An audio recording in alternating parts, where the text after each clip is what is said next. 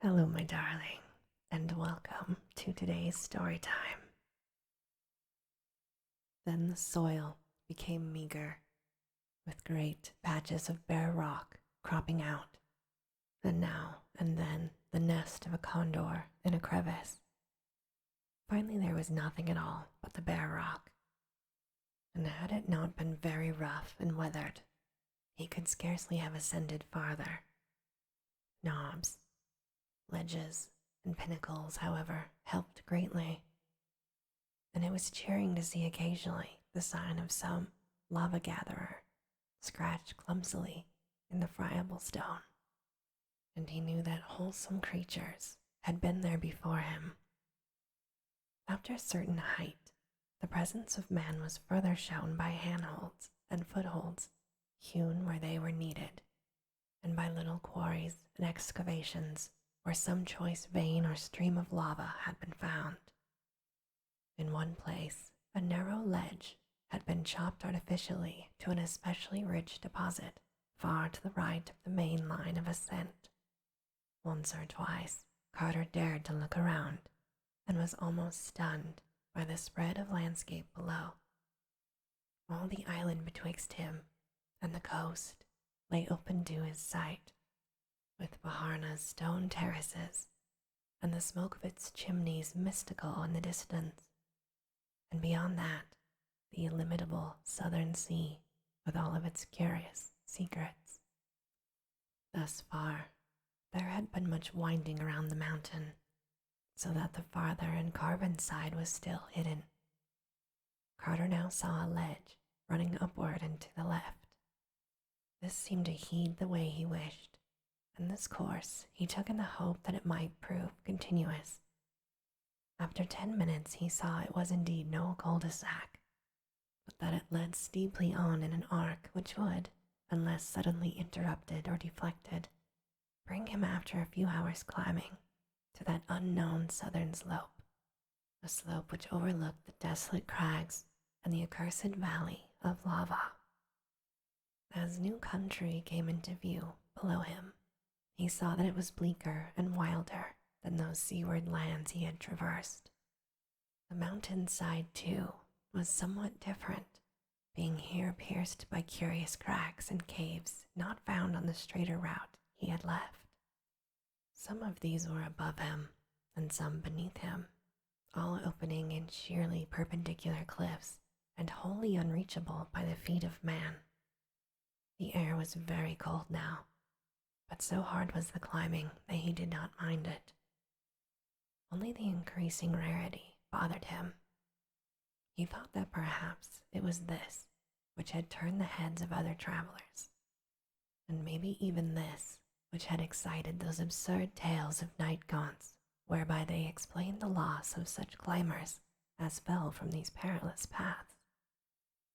He was not much impressed by travelers' tales, but had a good curved scimitar in case of any trouble. All lesser thoughts were lost in the wish to see that carven face which might set him on the track of the gods atop unknown Kadath.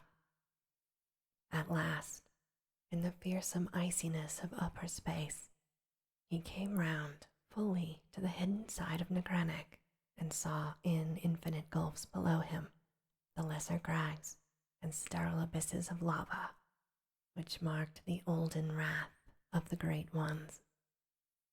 There was unfolded, too, a vast expanse of country to the south, but it was a desert land without fair fields or cottage chimneys, and it seemed to have no ending. No trace of the sea was visible on this side, for Oriob is a great island.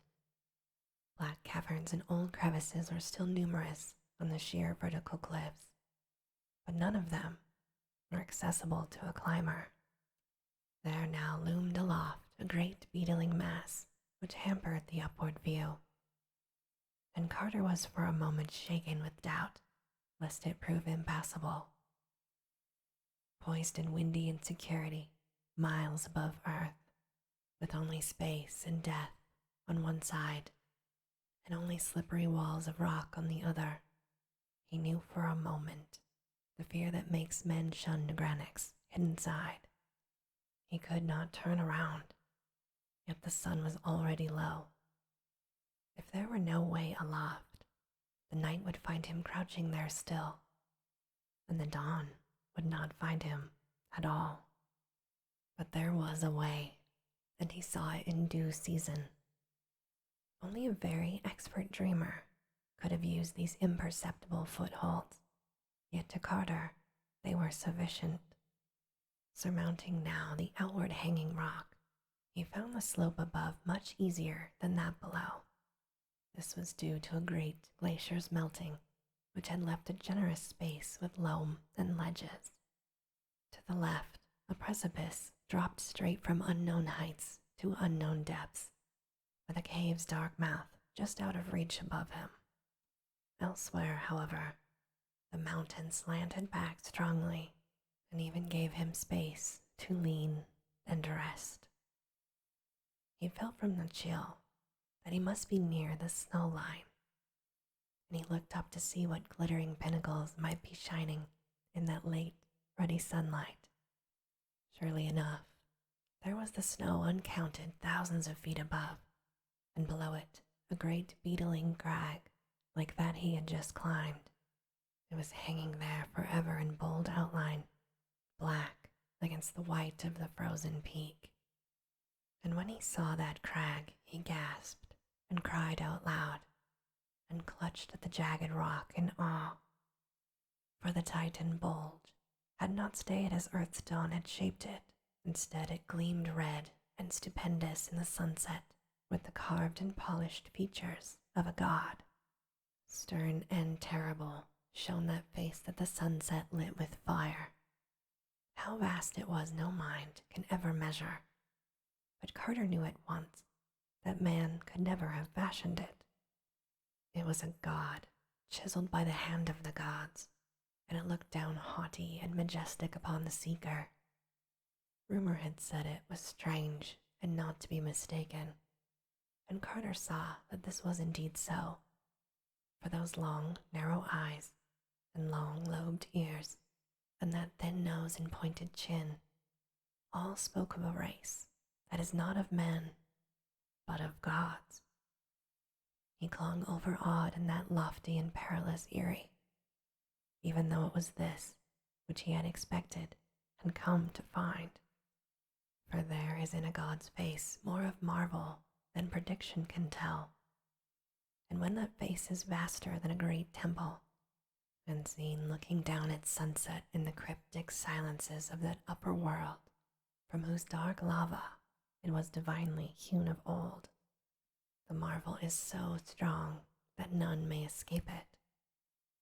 Here, too, was the added marvel of recognition, for although he had planned to search all Dreamland, all over, for those whose likeness to this face might mark them as the gods' children, he now knew that he need not do so.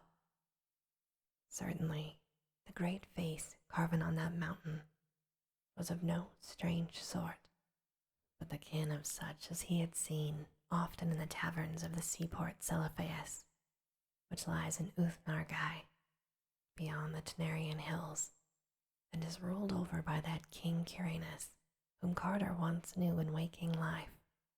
Every year, sailors with such a face came in dark ships from the north to trade their onyx for the carved jade and spun gold and little red singing birds of Celophaeus, and it was clear that these could be no others than the half-gods he sought. Where they dwelt, there must the cold waste lie close, and within it unknown Kadath and its onyx castle for the great ones. So to Celophaeus he must go, far distant from the Isle of Oriob, and in such parts as would take him back to Nyarlathotep, and up the sky to the bridge by Nyr, and again into the enchanted wood of the Zoogs, whence the way would bend northward through the garden lands of Kuranes to the gilded spires of Thrawn, and there he might find a galleon bound over the Serenarian Sea. But dusk was now thick, and the great carven face looked down even sterner in shadow. Perched on that ledge night found the seeker, and in the blackness he might neither go down nor go up, but only stand and cling and shiver in that narrow place until the day came, all the while praying to keep awake, lest sleep loose his hold and send him down the dizzy miles of air to the crags and sharp rocks of the accursed valley.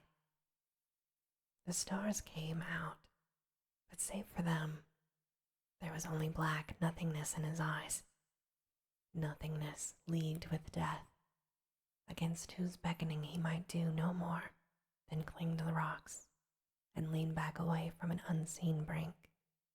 The last thing of earth that he saw in the gloaming was a condor soaring close to the westward precipice beside him, and darting screaming away when it came near the cave whose mouth yawned just out of reach.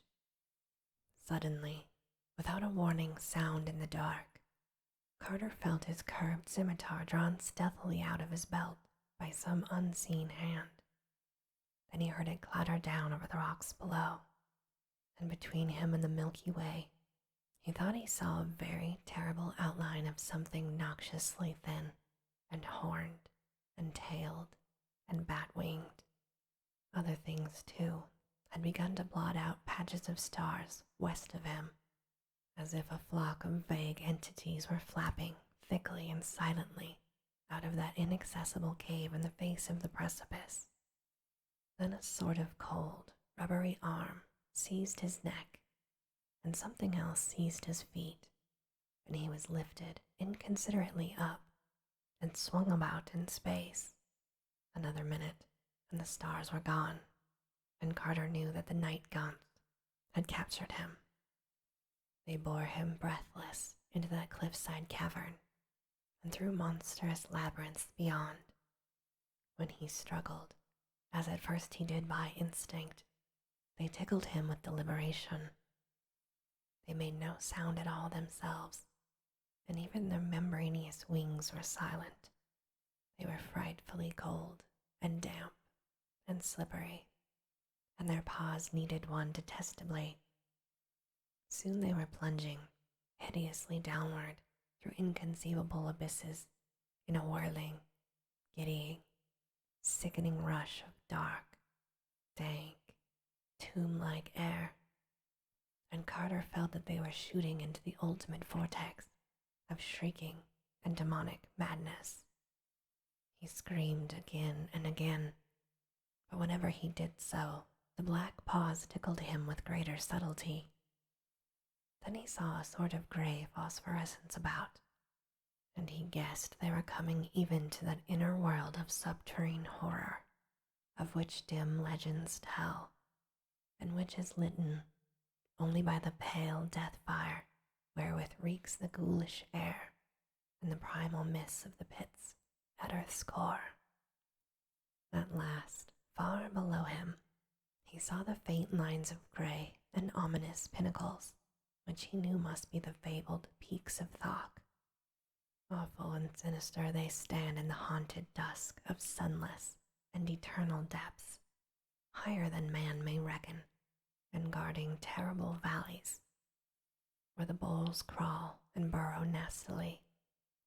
But Carter preferred to look at them instead of his captors, which were indeed shocking and uncouth, beings with smooth, oily, black, whale-like surfaces, with unpleasant horns that curved inward towards each other, bat wings whose beating made no sound, ugly prehensile paws, and barbed tails that lashed needlessly and disquietingly.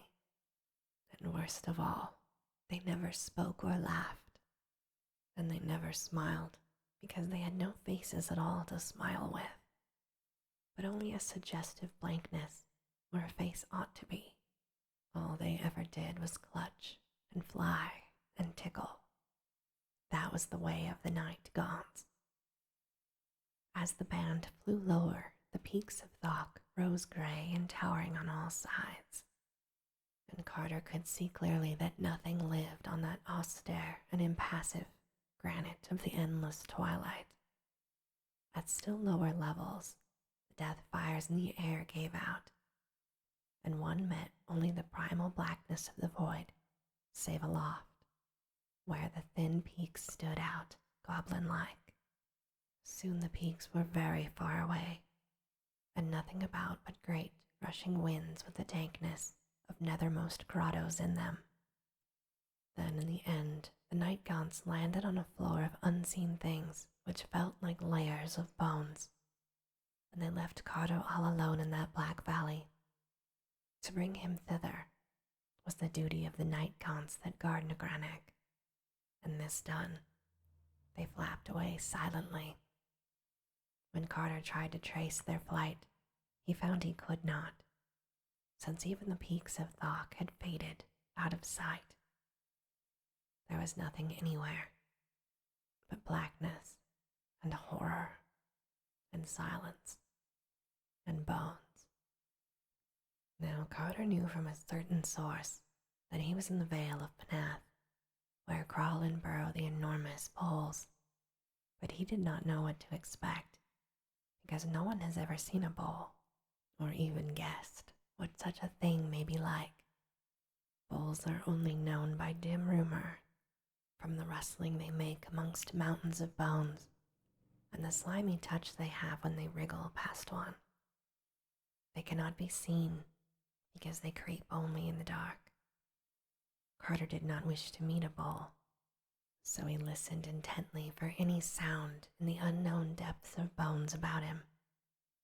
Even in this fearsome place he had a plan and an objective, for whispers of Kadath and its approaches were not unknown to one with whom he had talked in the old days.